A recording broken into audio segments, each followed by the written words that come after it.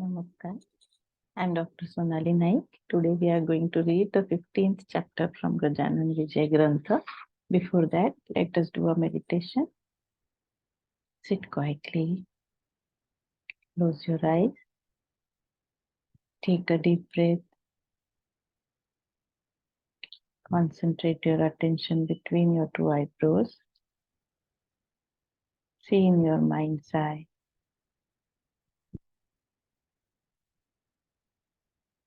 You are sitting at a very peaceful and a happy place.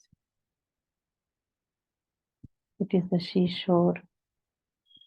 Cool breeze is blowing. You can hear the music of the waves. You are very peaceful, very happy. You are meditating upon Lord Rama. Lord Rama is standing in front of you. Seeing him, you are filled with happiness. You bow to him. He gives you his blessing of health, and happiness. Receiving his blessing, you are filled with happiness. The protective cover of his blessings stays along with you all your life. Within this protective cover, you are forever guided, forever loved, forever prospered, forever protected. Because of this, your life is filled with sweetness, happiness, enthusiasm. Give thanks. Slowly open your eyes. Jai Gajanan. Shri Ganeshaya Namah. You obliged Badi Raja by accepting an offering from him and took away his reign on earth by giving him world below.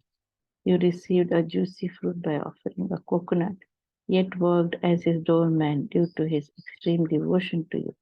Badi Raja became the king of gods at the end of his epoch.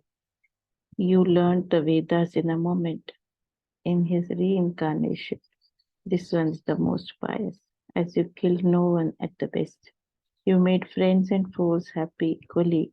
That's why they respect you similarly. In this reincarnation, you have satisfied gods, pleased the demons, and proved your godliness to the generations. O Vaman, I again bow down to you. Bless the writer to see this treatise through. Bal Gangadhar Tilak, Kohinoor of Maharashtra, had keen foresight and excelled in political activities. He was a brave person who worked ceaselessly for the independence of the country. He was stubborn like Bhishma and understood the people's agony.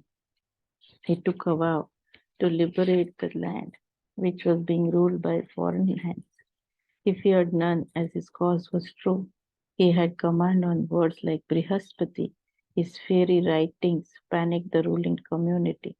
He was courageous and was addressed as Lokmanya Tilak with great respect, a public acknowledgement, not an act of favor. Once he was to come to Akola by public request to deliver a speech at the Shiv Jayanti fest. Many learned celebrities were to be present. Damle, Kolhatkar, Khapade at the best. They reached Akola for the festival. People of Berar were happy to know that Tilak was attending this function, which in fact should have been celebrated here earlier. The reason being that Shivaji's mother, Rizabai, was born and brought up in Sindhkhed, near when Shivaji was born. By the dint of her ability, she brought about Maharashtra and Berar's unity. Mother from Berar and father from Maharashtra were an excellent, incomparable couple. The celebration was a great occasion for Maharashtra. The greatness was further enhanced by Tilak's participation. Preparation for the festival started a month ahead. Everyone participated happily with great interest. Officials for the reception committee were elected, so also volunteers were selected.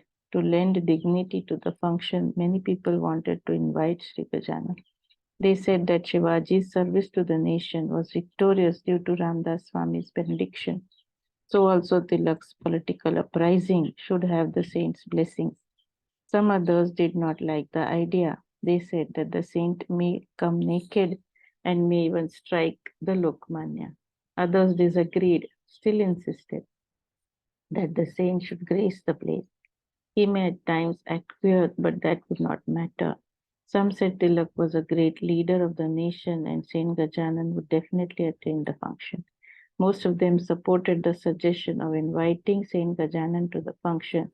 A group of organizers went to Shegao to extend an invitation to Maharaj. Looking at them, the saint said to Kapade, I'll come out on the appointed day. It is the birthday celebration of Shivaji. I'll certainly appear on the stage and demeanor in the company of the invited social reformers. Tilak is the most able leader fighting in the cause of our liberation. There will be no one to compare with him. I will come to meet him and Anna Patwardhan, disciple of Sri Narasimha Saraswati of Arandi. Kapade was glad that Sri Maharaj accepted the invitation. He said to Kulatkar that Maharaj was a gem of brass. He could know everything that will happen at Akula convention, and acceptance of the invitation was a good omen for the function. They bowed down to Maharaj and went back. Only 8 days were left for the celebration. People at Akula were waiting for the arrival of Tilak. The function was to take place in the month of Vaishak in Shake 1830. The day was Akshay Tritiya, an important festival day. A huge pandal was erected for the guests who gathered from far and near to see Tilak at the fair. They also knew that the saint was to attend the function. That was an added attraction. Sri Gajanan reached in time as promised and sat on the dais along with Tilak, Patwardhan, Thapade, Damble, Kolatkar, Bhave, Venkatrao Desai and others. The meeting was called into order. After the introductory speech, the thundering orator Tilak stood up to speak. He said, This is an auspicious day. Great Shivaji, who fought for the nation, was born on this day.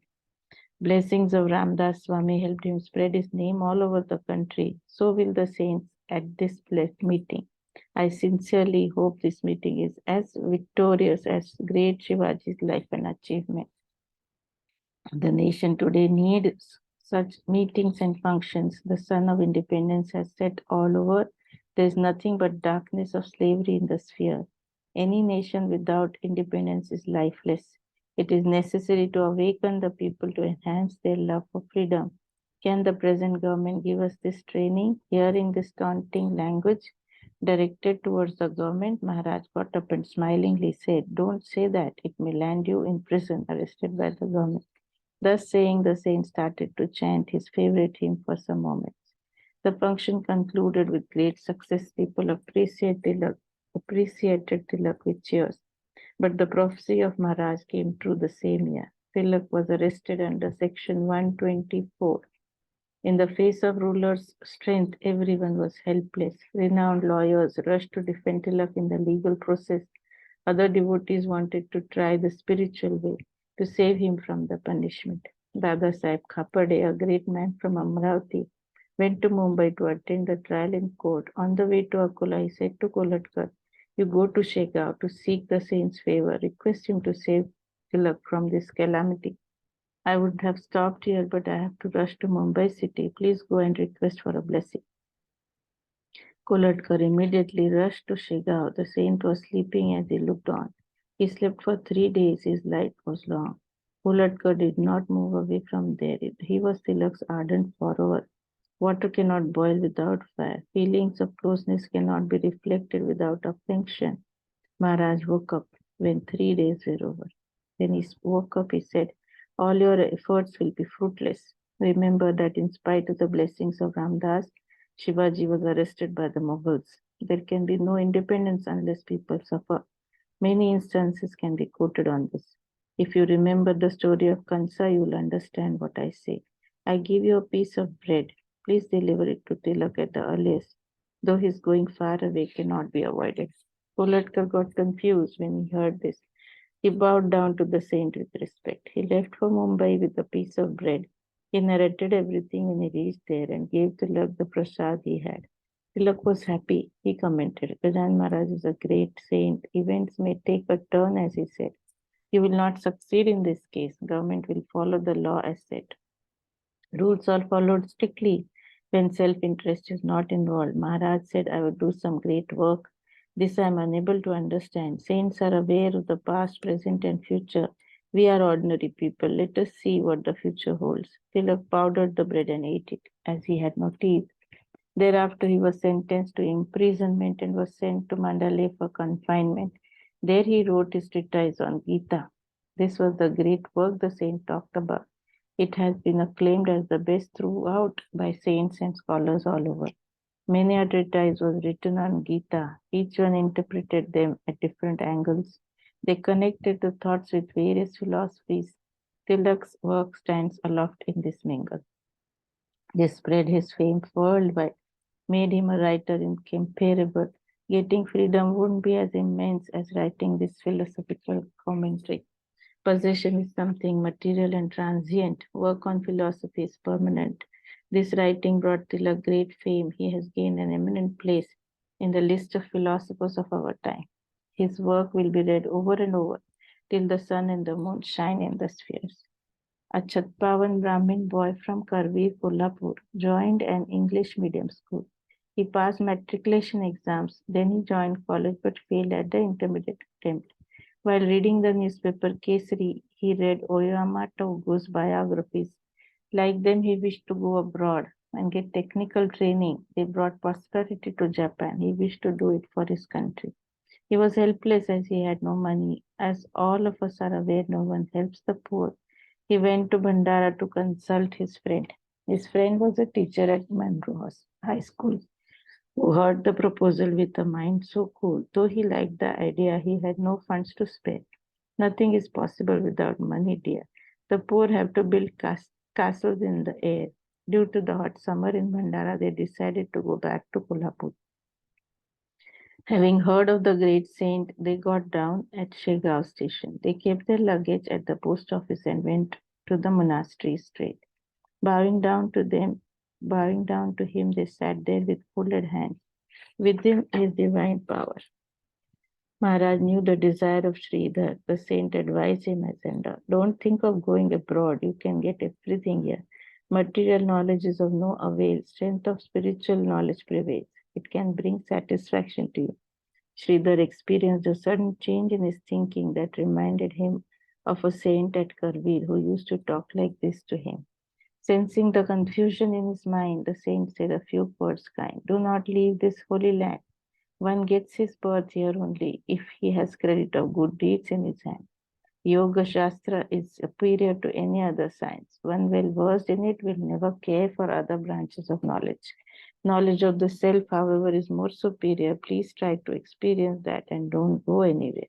Sridhar was very happy with the advice. He thought that the sun of his thoughts had set in the west and risen anew in the east with fresh ideas. Only saints can bring in such change in thoughts, but they are aware of all the facts. The saint said further, you will prosper here. Now go back to Kolhapur. Your wife is waiting for you there. The prophecy proved true, and Sridhar prospered well. He passed his BA and MA examination and became principal of the college at Shivpuri at the Scindia's regime. Saints are gods incarnate on this earth. Those who get their blessings always prosper. Change in Sridhar's thoughts was due to Gajanan Maharaj. Such saints are found only in our holy land. Trees of heaven will not get roots elsewhere. May this treatise always show the right path to the devotee.